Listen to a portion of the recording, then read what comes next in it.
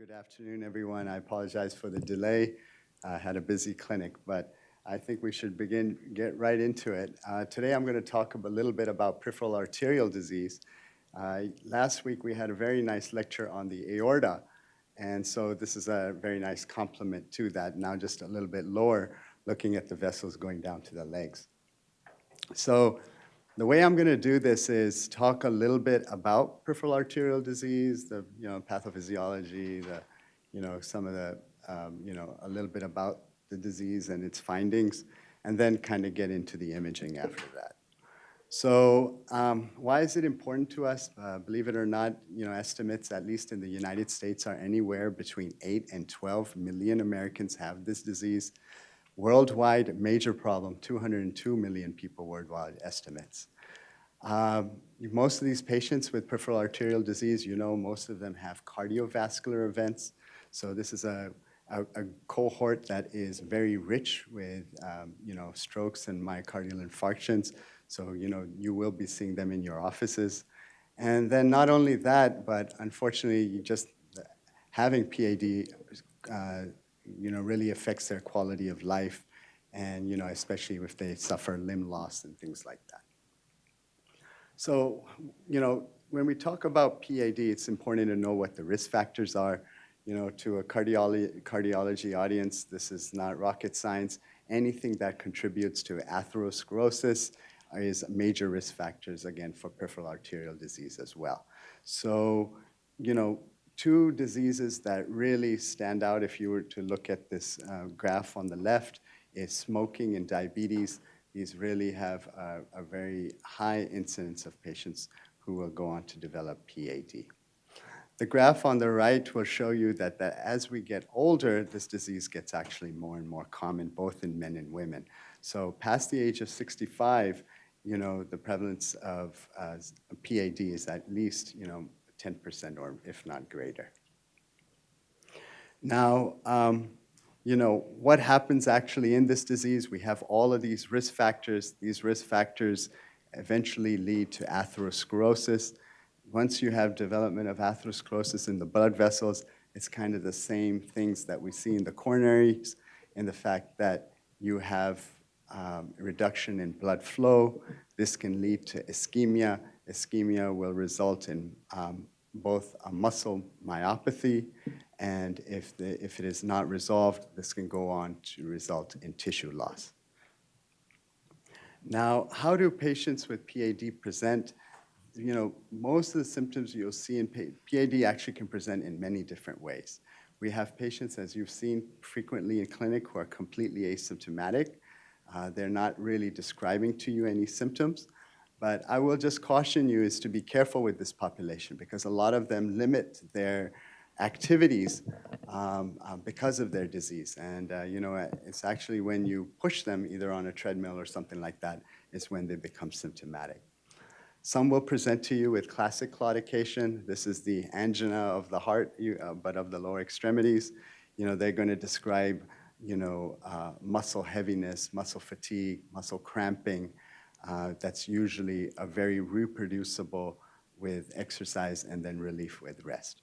Some people have atypical symptoms, and you have to be very careful because, I've already mentioned that, risk factor, all our patients have kind of risk factors, but this disease gets common with age.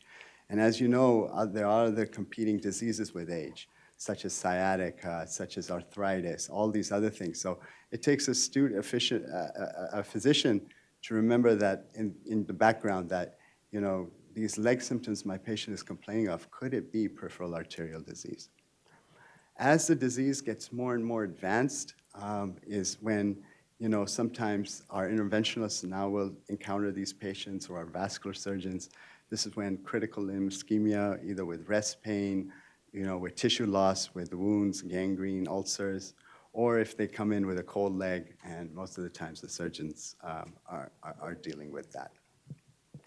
If you look at a population of PAD patients, it's estimated that about 33% will present with typical claudication, and it's very few that will present with the chronic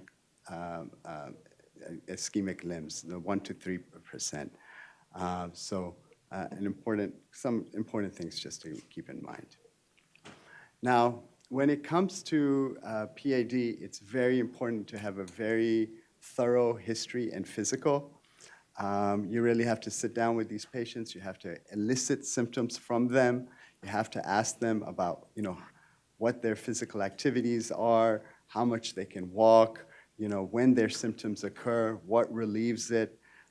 You have to be aware of other, musculoskeletal symptoms and how they present in order to be able to differentiate PAD. And you have to be able to do a pretty good, reasonable physical exam.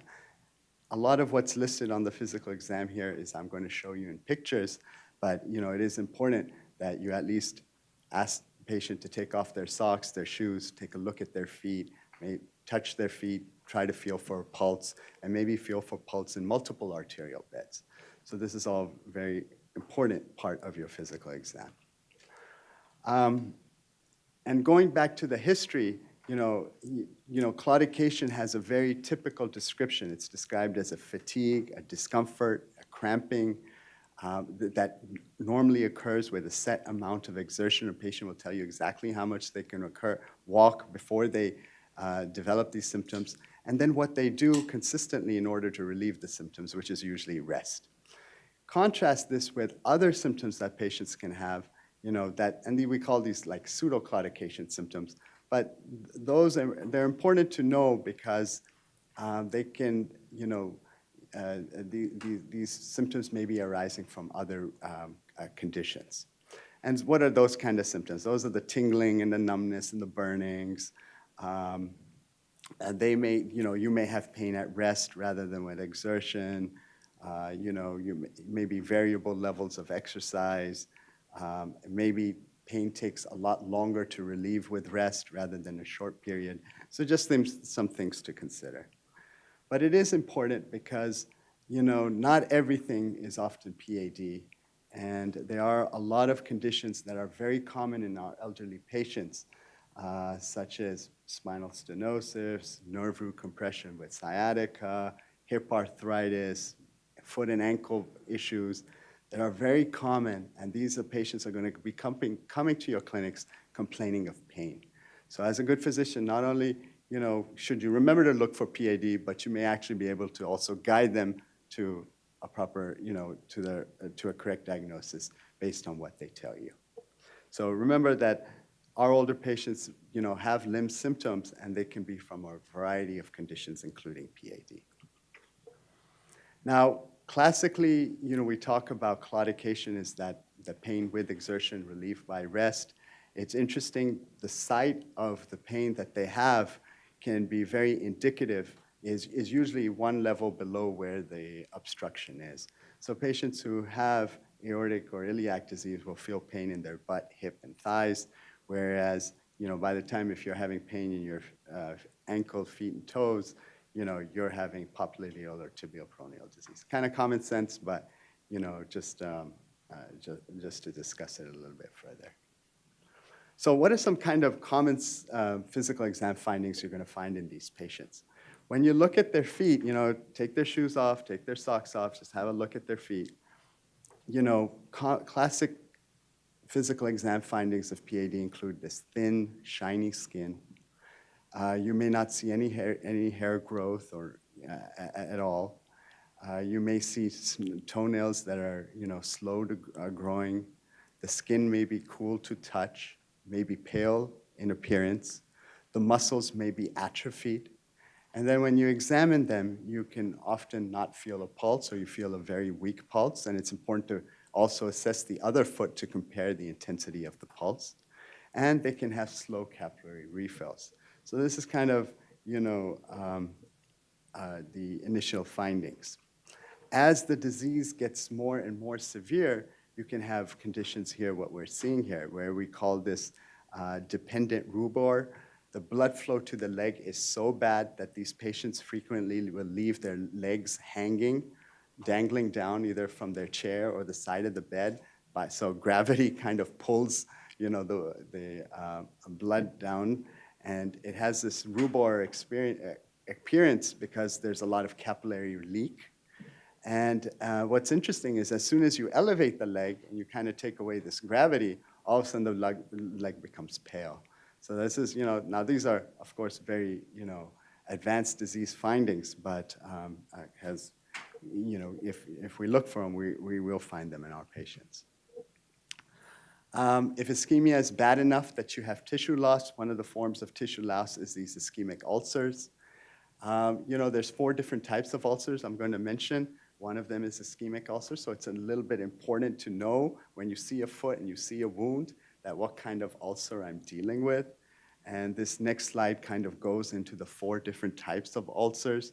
And I won't spend too much time on this because, we can go in all sorts of tangents. But, the venous ulcers, they'll always be, they'll be right above the ankle.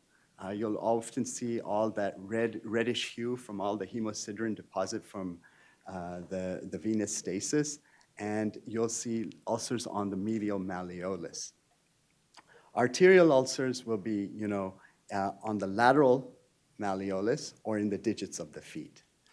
Neuropathic ulcers, which are what diabetics get because, they can't feel down there. So wherever the bony pressure is making contact, a callus will form in that area. That callus breaks down. They don't feel it, and all of a sudden you have an ulcer. Now, of course, with diabetics, you also have to assess for the arterial inflow. So it becomes important with them in 2 ways.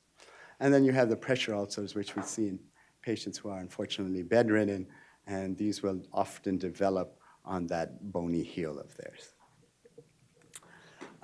If you have the end extreme of tissue loss is gangrene, as you can see here in this small little toe here, this is complete death of the tissue, and this digit either will fall off or will need to be amputated. So when you see these patients, their treatment, of course, is dictated, the intensity of your treatment is dictated by the intensity of their disease. There are different classification systems out there to help you stage the disease. Probably the most commonly that I have seen, especially in the vascular surgery notes, is the Rutherford symptoms. But most important thing I think for you guys to know is, one, to have seen it and know that the critical limb ischemia and the more advanced disease is at the latter stages of the classification, so 4, 5, and 6. And why this is important for them is because it gives them an idea that the more advanced the symptoms, the higher the likelihood that this patient may suffer limb loss through an amputation. As cardiologists, why are we concerned about PAD? It's because really this has a direct impact on the prognosis of our patients. Not only will they have limb morbidity events, these are patients who are going to have restricted mobility because of their disease. They may be experiencing pain. Their wounds won't heal well. But this is a disease where they will actually lose limbs. And as you know, quality of life and survival dramatically decreases after an amputation. But more dear to our hearts, of course, is that PAD patients actually, their biggest cause of death, most frequent cause of death, is actually cardiovascular events. So stroke and myocardial infarction are really, now widely recognized as to be much higher in patients with PAD. So you're going to see these patients. Our surgeons may consult you for preoperative reasons, but you have to make sure that you are protecting them from a cardiovascular system standpoint. Now, when it comes to medical therapy of PAD, I'm preaching to the choir over here. You guys are experts at this, and all the treatments that we combat atherosclerosis with, we are going to do. I'm just going to point out a few things. Exercise, very, very important. Tobacco cessation, very important. Statins, crush the LDL. Use whatever drugs you need to make that happen. A lot of issues around antithrombotic therapy. Know that aspirin or Plavix is indicated. Normally, you give dual antiplatelet therapy if they have had some sort of revascularization procedure or some cardiac event. Otherwise, aspirin or Plavix is fine. You may now see a lot of patients on aspirin and rivaroxaban, low dose, and this is usually after lower extremity revascularization. There's been some big trials that have shown improvement in limb survival. Want to control all the risk factors. Hypertension, very important. Glycemic control, very important. Know with the SGLT2s now that there really is no contraindication, at least from the literature that I have seen and read. There's none of the SGLT2 really have panned out to cause any increased adverse limb events. So I think that's one important thing to keep track. Cilostazol may not improve MACE, but is helpful in improving your patient's ability to walk. Now, what is the natural history? Natural history of intermittent claudication is generally benign. You know, many studies document roughly 0.5% per year risk of major amputation. So if a patient has claudication, you know, the goal is goal-directed medical therapy. You know, the overall limb events risk is low. This event risk goes up if they have revascularization. That's a sicker cohort. And about 20% of patients will experience some deterioration over time in their limb status. So they are patients that we want to keep an eye on. When it comes down to, for you guys, the interventionalists, you know, depending on where the disease are, there are now, you know, different treatment strategies, whether it's endovascular or open. This is just a table out there that, you know, revascularization is an option in patients, but it is generally done in an attempt to treat symptomatic PAD to either relieve pain, maintain ambulatory status, heal wounds, preserve functional extremity, and improve quality of life. So you're not saving people's lives, but you're saving their limbs and you're helping in other ways. And depending on what disease, where the disease is, now there are a lot of different ways, from cutting balloons to drug-coated balloons to all sorts of things that are recommended at different levels. So we've discussed a little bit about PAD. So who actually needs evaluation? So we know it's more common in the elderly. So if you're more than 65, do consider screening for this disease.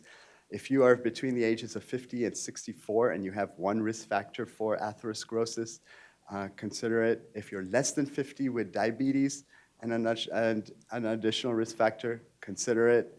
And then, of course, if you have atherosclerosis and any other vascular event.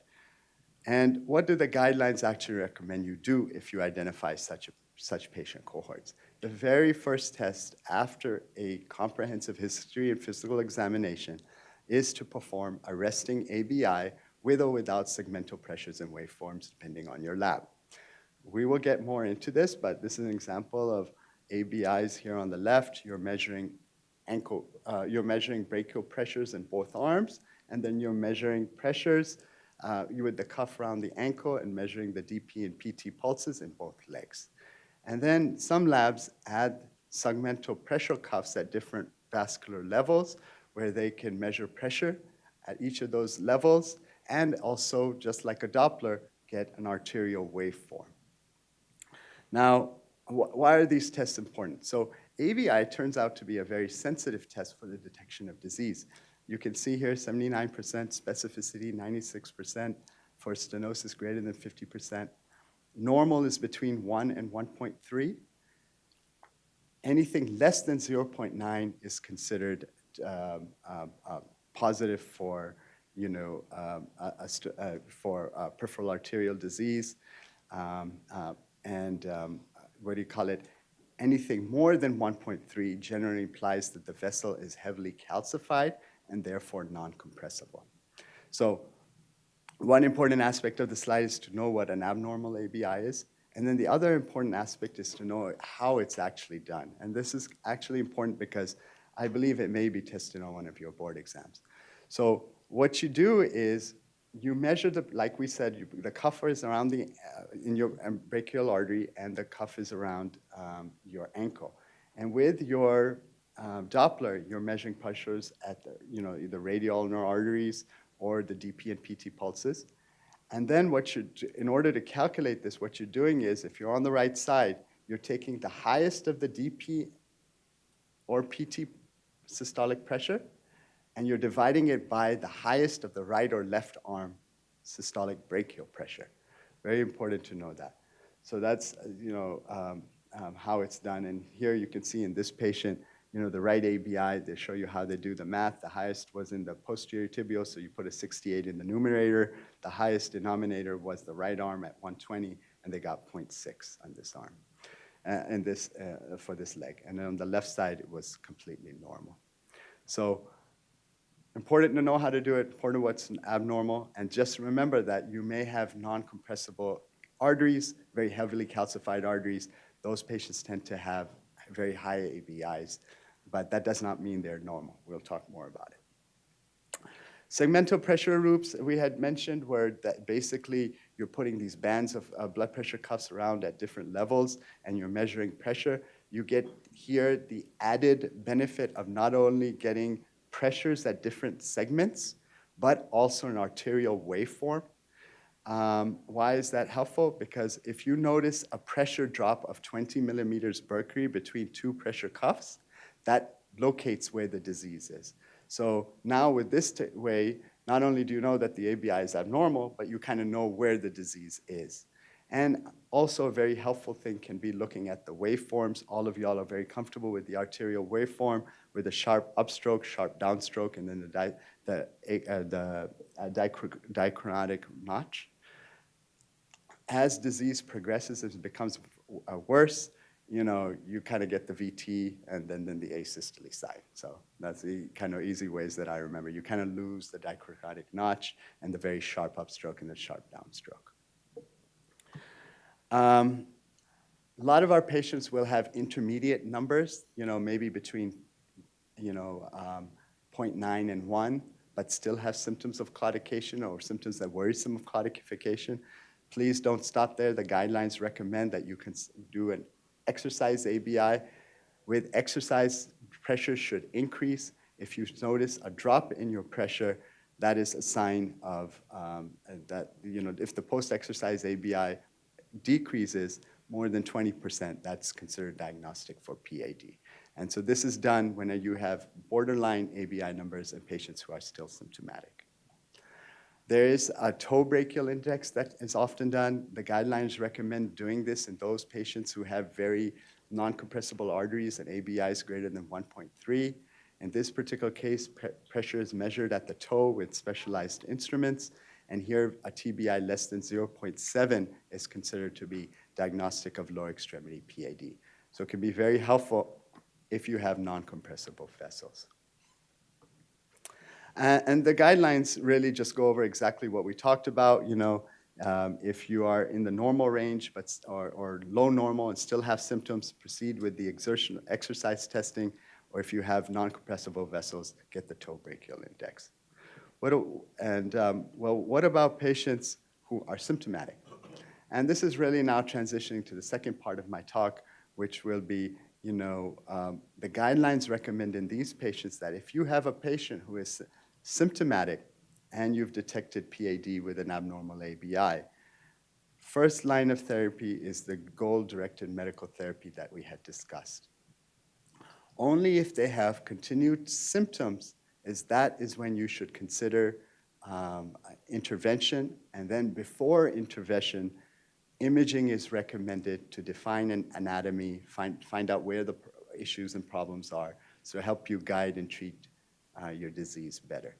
And so for those patients who have symptomatic PAD, a duplex ultrasound, CTA, or MRA are the recommended tests in patients who are revascularization candidates. Whereas for those patients who have obviously advanced disease and have chronic limb ischemia, it would be invasive angiography. You want to get to be able to intervene at the same time if you needed to in those patients. So the next portion of my talk will be trying to help you decide, how do I choose between these three tests? Because like with stress testing, we have all of these tests available to us here at Methodist. So what is the purpose of imaging in symptomatic PAD? One, it's to confirm the diagnosis if you're uncertain. And then two, if they are candidates for revascularization, confirm the location of the disease, the degree of disease, and really provide your surgeon, your interventionalist, a complete endovascular plan for what he needs to get done.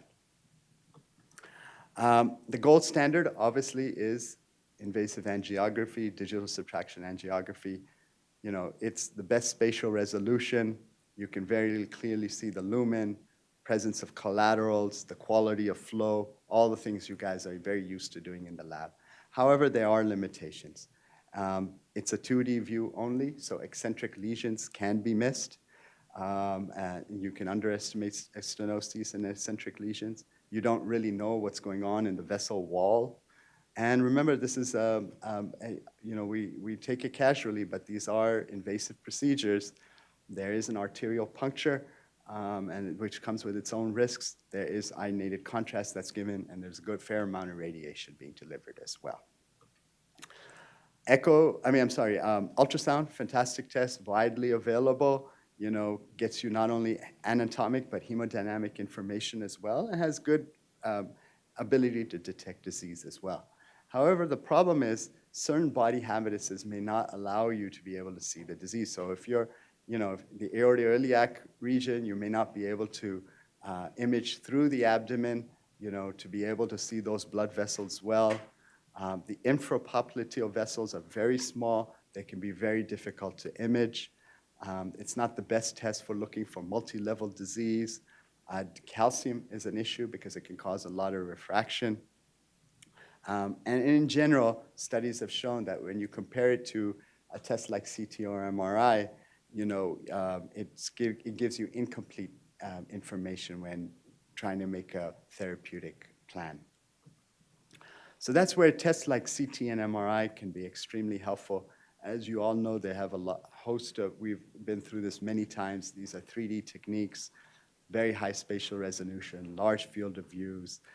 We have a lot of advanced imaging processing techniques that help us to evaluate these arteries in great detail. I'll show you some. They've been shown to have because these arteries are big in the lower extremity, very high diagnostic accuracy compared to digital subtraction angiography. And really, the surgeon, the interventionist, gets a complete roadmap of what he needs to do. So these are just the different ways in the lab. When you rotate through our labs, you're going to see how we can play and manipulate data. We can look at straight axial images. We can look at volume rendered images, which kind of gives us a lay of the land. These MIP images are very helpful to quickly identify stenoses. And then these MPRs can be very helpful to actually look at plaque composition themselves and measure stenoses and things like that in great detail. So my job for the next remaining few minutes is to help you decide how do you choose between these tests, because both of them are available at Methodist. And how should I go? Should I pick CT on one and the MRI on the other, or what should I do to make this a little bit more intellectual? So 4 things to consider: diagnostic accuracy, strengths and limitations of each modality, the risks and contraindications for each technique, and patient characteristics. Now, inherently, all of you guys do this in your own deductive way, but we're just going to go over each of them. So let's look at diagnostic accuracy. Very quick slides. This is for CT. You can read the sensitivity specificity. No matter what arterial bed level you're looking at, this is as good as digital subtraction angiography. You're going to find the disease. You're going to pick it up. You're not going to miss disease. Similar data has been shown with MRAs, also an excellent technique equivalent to CT when it comes to identifying and defining disease. What about other arterial beds? This is 41 study meta-analysis. A little hard to see, but you'll have to take my word for it.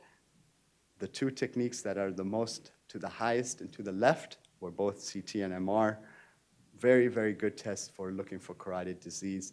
And remember, this is now without the risk of any stroke because it's a non-invasive test. Renal circulation, same thing. These are big arteries. We don't have any issues with spatial resolution with MR or CT. What about, once the surgeons have, done a procedure, here are studies looking at arterial bypass grafts. Story is the same, very high sensitivities, very high diagnostic accuracy for detecting disease in these grafts. There was actually a trial that was done looking at patients were randomized to a strategy of either MR or CT versus ultrasound. And the basic conclusion from this trial was that in those patients who had an advanced imaging technique compared to ultrasound, there was a higher confidence in making a therapeutic choice, less additional vascular imaging ordered, and actual cost savings in the long run. So, apart from diagnostic accuracy, which I've shown you to be equivalent between the two techniques, what else should we consider? Let's go over some strengths of CT. We know this is readily available in all hospitals. It is a rapid acquisition. Less than 5 minutes, you can practically image brain to the toes. It is faster than MRI. You get a large field of view. You're getting other information about other organ systems. Very high spatial resolution technique. Why is that important? Because the high spatial resolution technique allows you to see and optimally visualize small arteries, and that becomes important for below the knee. And, it can help you also look at plaque composition. Am I dealing with soft plaque, mixed plaque, very calcified plaque? All of those things you can very clearly make out with CT. CT's strengths is also that you can see within stents. This is just data showing you, again, that the accuracy is very high for looking at in-stent restenosis. Notice, because these arteries are so large, that we don't have much issues with blooming or any of the other artifacts from, having metal over there, from having beam hardening artifacts. So no problem in the lower extremities with CT. What are some of its limitations? A good example of the limitations would be seen here in picture A. Sometimes our vessels can be very heavily calcified. This is very common in the elderly. This is common in diabetics. This is common in renal patients. And we know that heavily calcified disease is associated with adverse limb events. But the problem is that it causes us, because this calcium blooms into the lumen, we frequently will overestimate stenoses, and this often leads to false positive results. Those of you who have been in the coronary CT lab, this is the exact same thing that you see with calcium over there as well.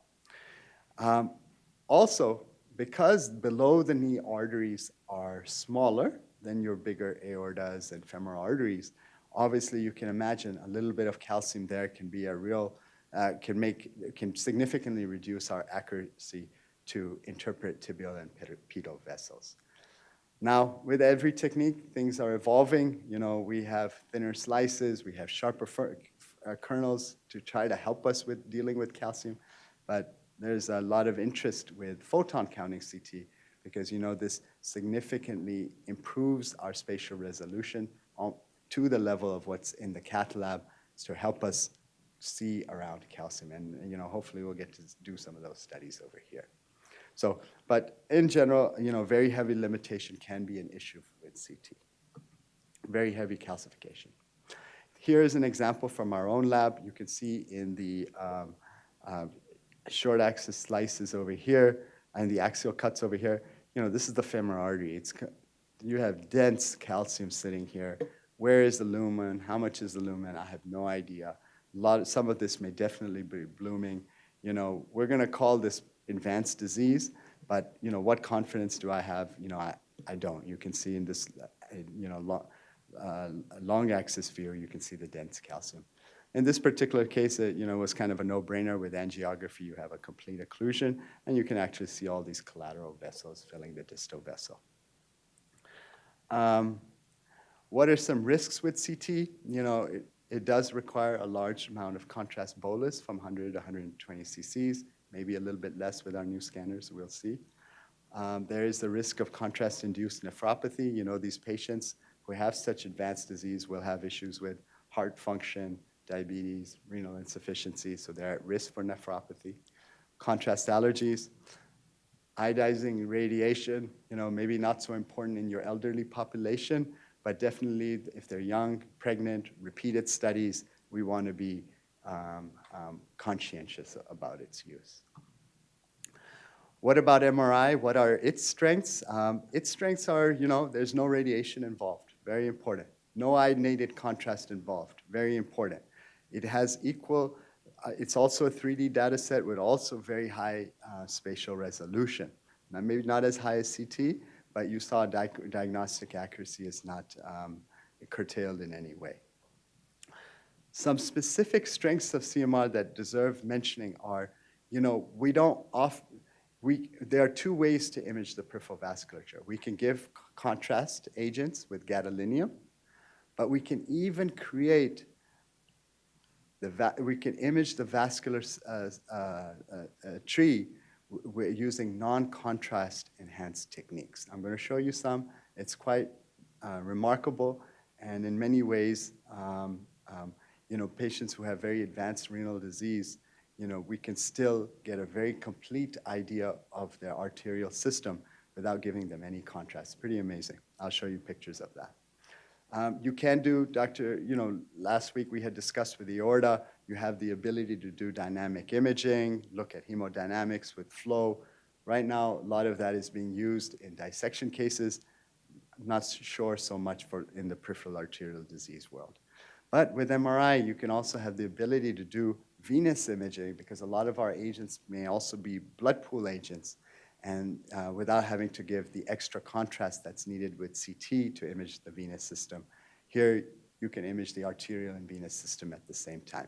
I'll show you some pictures of that as well. So here is some strengths of MRI. MRI does not see calcium. It sees protons. So if you have an image on the left where you have an arterial system that's heavily calcified here below the knee, as we said, this is often quite frequent and can be very difficult for CT because these arteries are small and you get so much blooming of the lumen that you're not sure what's going on. MRA, notice, has no issue with that. It does not see the calcium. All you're strictly seeing is gadolinium and the lumen. And you can very clearly see that here, at least in the right leg, there's multiple levels of stenosis in these arteries. So that's a big strength for MRA. Another big strength is ability to do imaging without the use of any contrast. Here is an image of this patient on the left who has chronic limb ischemia. These patients tend to have a lot of inflammation, and there tends to be very quick transit of contrast from the arterial to venous system. And what that results is an image on the left side of the screen where you see both the arterial and venous system, and it can be very difficult figuring out what is what. Contrast that here, a picture that's done completely without any contrast, and you can now make out very clearly the popliteal artery, the distal end of the SFA, and a two-vessel runoff down to both legs. So we have methods now that can image the arterial tree without any contrast. An example of this is something called this KISS technique. It's called quiescent interval single shot imaging. This image that you're seeing here on the left is, on the most left, is completely without any contrast. So, and you can see how it compares to the image, the same patient imaged with CT, and then the same patient imaged with digital subtraction angiography. So with the CT, you can see an area here in the thigh, in the SFA region that's very, very heavily calcified. Our nearly flow-independent KISS technique done without any contrast suggested a total occlusion, which was confirmed with the digital subtraction angiography. So we have ability to look at the peripheral vasculature without giving a single ounce of contrast. And this technique, when compared to digital subtraction angiography, actually showed a very high sensitivity and specificity, again, for detecting disease. This is an example from our own lab. Maybe you will not have had experience of looking at the peripheral vasculature in an axial sequence. When you get to our labs, hopefully we'll show you a few. But there you will see some very bright signal intensities in the leg. Those are your arterial system. And this is a MIP produced from those images on the left side of the screen. And this is, here you can see here the distal portion of the SFA, the popliteal artery, and then the trifurcation. And this is completely done without contrast. So you know, there's a whole cohort of patients who have very severe renal disease where we can still give very useful information to our interventionalists. We talked about some of dynamic functional imaging. I won't belabor this because this is more in the dissection scene and what was covered last week. Now, unlike CT, CMR does have some limitations when it comes to metal. As you know, metal is not a friend of CMR. And so this was a patient who has a stent in their left kidney. And all you see is a signal void if you were to do an MRA. So obviously, I have no knowledge. That is not an occluded renal artery. That is metal there that is completely giving us a void of any information in that area. So I have no idea if this vessel, it must be patent because we see flow distal to it, but I don't know if there's any stenosis there or not. Similarly, you can see on the picture on the right-hand side, a stent in the common internal iliac artery, or external iliac artery here. The lumen is completely obscured by metal. What are some other limitations? Spatial resolution, not as good as CT. We know that.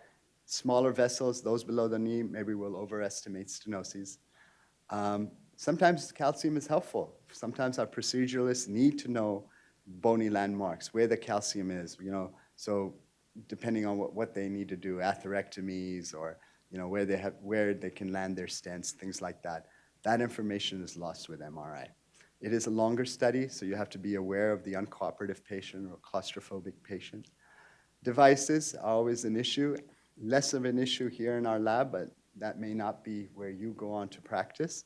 So know that it's a relative contraindication with pacemaker and ICDs. There has to be a protocol in place. But there are electronic devices, infusion pumps, implants, surgical clips, which may not make it possible for you to get an MRA. You can always look up if you ever need to know if your patient can have a procedure safely. If you know what they have, you can go to this website, put in what they have, and it'll tell you whether it's safe or not. Gadolinium, yes, although it's not iodine, it has some issues. There can be allergic reactions, pregnancy. And in those patients who have GFRs less than 30, it's very important that you're using group 2 gadolinium-based agents, which we use routinely in our lab here. But it's important to know that. And then it is true, it is a little bit more expensive than CT. So you may have started noticing a trend here that if you have a patient with very advanced renal dysfunction, what options do I have for them? I can't give them tons of iodine. They'll finish the kidneys. How do I, and if I don't have a group 2 based agent, I'm putting them at risk for NSF. So how do I go around, imaging these patients? Well, don't forget ultrasound is still of some value, so we have that option. Don't forget we have the non-contrast MRA techniques, such as time of flight, KISS. Please, if you have access to it, group 2 GBCAs so far have not shown in the literature to have any incidence of NSF. So those can be used, and here, and you want to use it judiciously. And then don't forget we have this agent called ferumoxytol. This is a superparamagnetic agent that is actually indicated for the treatment of iron deficiency anemia. But guess what? It gives us a great signal in MRI, in the MRI environment. And because it turns out it's a blood pool agent, it has a long half-life. So with this agent, not only can I image the arterial bed, but I can also image the venous bed, which can be very helpful as well. So this is we have many patients who with very advanced renal disease, we have ferumoxytol on hand to use, and we get fantastic image quality with it. Here is an example of a image on the left-hand side of the screen. This is done with ferumoxytol. This is done specifically here. Not only do you see the arterial system, but those who are comfortable with looking at this anatomy, you're also seeing the venous system, not only in the chest, but also in the abdominal pelvic region. All of those arrows that you're seeing are areas of stenoses or obstructions that were identified on this MRV. So a strength for CMR in that it can do venous imaging with safe agents for the kidneys. So just as a final example, a reminder, both provide excellent anatomical assessment. Consider CTA for patients who have, it has better patient acceptance, it's more rapid, higher spatial resolution, stent evaluation. You can see the soft tissues and bones. It's good with metal. MRA, you have both contrast-enhanced, non-contrast enhanced techniques. Calcium's never a problem. It's less nephrotoxic, radiation-free, repeat imaging, Who to consider CTN? Critically ill patients, claustrophobic patients, go the CT route. Stent analysis, go the CT route. Patients on dialysis, because now you don't have to worry about the kidneys. Small vessels, as long as they're not heavily calcified. Implanted metal devices, go the CT route. For MRA, function and flow studies, we may not see much of that in the peripheral vascular sphere so far. Repeated exam on younger patients, heavily calcified vessels, diabetics, renal insufficient patients, elderly, those are the ones who get the heavily calcified vessels, those who are allergic to iodine, and don't forget about ferromoxetol for those patients who have advanced renal disease, and you may also need some venous imaging. But you got to know your local expertise and availability as well. So these are my final take-home points. I did it. ABI for patients who are symptomatic or at risk for PAD. CT and CMR both have excellent diagnostic accuracy and have replaced DSA to confirm diagnosis, assess severity, and guide treatment for PAD, especially in those patients who are candidates for revascularization. And your test of choice is based on your local expertise, your test risks, and patient characteristics. Any questions?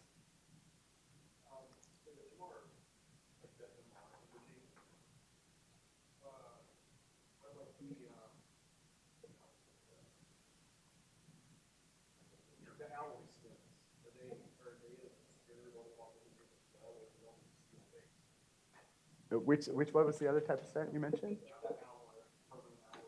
So far, our experience has been it's most of these stents. They all have some ferromagnetic material. Most of the patients we see with stents are, I don't know if they're using this particular stent a lot more frequently in the peripheral vascular system. I'm not as familiar now with the interventional aspect of it. But the stents that we have imaged, they all cause quite a profound signal void in that area. In one comment, in one of the trials in center disease trial, I think they showed that subcutaneous semaglutide weekly improves KKI, improves tolerable asymptomatic walking distance in patients with PAD. I think I'm not sure any other application. Oh, that's great. Yeah, cilostazol is one that I'm familiar with. And if this is a new trial, and just goes to show you that, atherosclerosis is atherosclerosis no matter where it is. So all of these drugs that we're using in the cardiac sphere, they're showing benefit in PAD as well. So that's actually great news to hear.